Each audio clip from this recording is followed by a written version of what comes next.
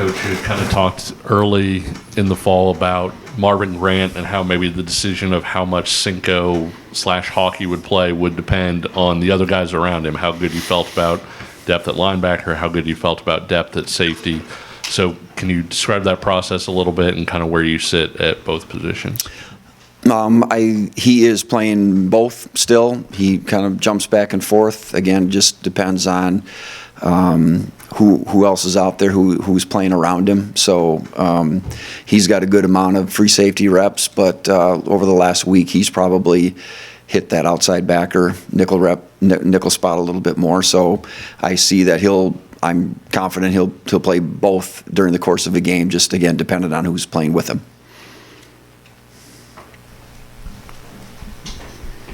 What is the process like, just following up on that and trying to balance giving him the reps at his primary position versus getting him acclimated to something he hasn't done as much? Yeah. In the spring, he got a lot of reps at that nickel position. So we actually kind of talked like, hey, we don't want to forget about him playing free safety either. So he, so it was spring, it was more of the nickel. Early fall camp is probably more of the safety spot. Now he's kind of just blending them. So, and I think DK McDonald does a good job of counting those reps, and so we kind of know how much he's playing at each. And so really when you're learning the defense for those guys back there, they're really mentally, they're learning all the positions back there. So the safety spots and the nickel spots. So I think that makes it a little bit easier than if he was in a different room than that position. Hey, Brian, Lance was talking about OJ a little bit ago and just how focused he is on really making the most of this last run. And I wonder what's been your favorite part about coaching OJ Burroughs. OJ is such a good kid, just so nice all the time, and really coachable, like attentive, listens, responds.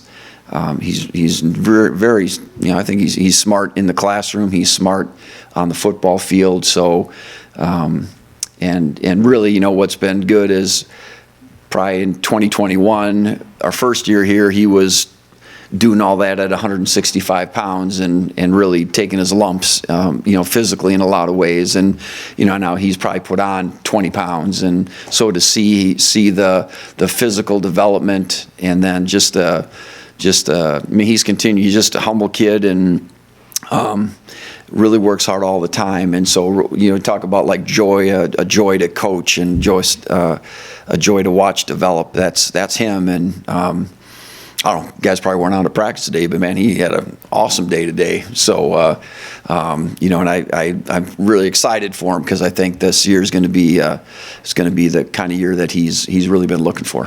I know you're busy, but did you get a chance to watch him on the mic'd up thing they did with him? I didn't.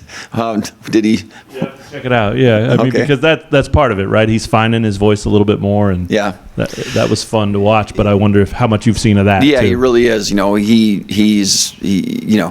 would think for his first couple of years, you didn't really hear him talk. So, but we've really encouraged him in that way, and he quite honestly he plays a spot out there where you got to talk all the time, and so you got to put your inhibitions away out there and scream your communication, and he's really taken a hold of that, and I'm really proud of him. I'm wondering just broadly, who have been some guys that have maybe caught your attention during camp? I think there's a few. Dylan Woodkey has a defensive end.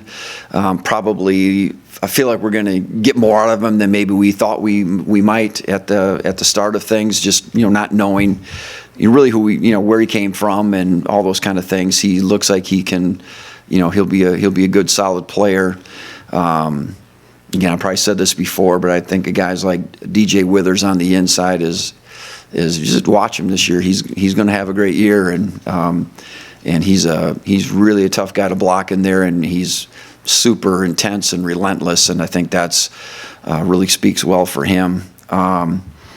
I think some of our linebackers, Cornell Wheeler, we've asked him to really kind of step up into the limelight of things, and he's really responded good to that. He's for the Rich Miller of last year, he's trying to step into that role a lot more, and he's doing a really good job of it. Plus, he's playing well. J.B. Brown has really flashed at linebacker. Happy with what he's done, and again, he's really going to be a downhill explosive player that we like. I think a guy everybody knows about him, but Mello Dotson's had a really good fall camp also. I just talked today. We're just watching film before I walked in here, and there's plays that come his way now, and he thuds up aggressively on ball carriers and receivers. Where I said, "Hey man, if that was him 2 years ago, he would have been backpedaling away from a play like that." So I think he's had a lot of growth, and we expect big things from him, but I believe he's really trying to be the whole person, right? The whole player, and so those are some guys that have kind of really stuck out to me for sure. Coach Loppel talked a little bit about Bijo, obviously playing with a cast right now, but just what have you seen from him during his first camp with you guys? Well, I'd like to see him without a cast on. I think it's been about practice 3 that happened, so he's really been limited, and he's a super good kid. He's really eager to learn, to prove himself. He plays aggressively. You look at him. We have a number of defensive ends like him that are young, they're long, they're athletic, they run. So that's going to be a good position for years to come around here, and he's one of them. Like I said, it's been tough on him because he's sort of playing with one hand, and I don't know that we've fully seen all that he's capable of, but I know that he wants it, and I know that he practices hard, and to me it's just a matter of time. Unfortunately for him, he's just been limited enough this fall where, you know what I mean, he's still a little bit on the back burner. Obviously, expectations on Mello and Kobe are high, but what do you expect out of them this season? What are you hoping to see out on the field?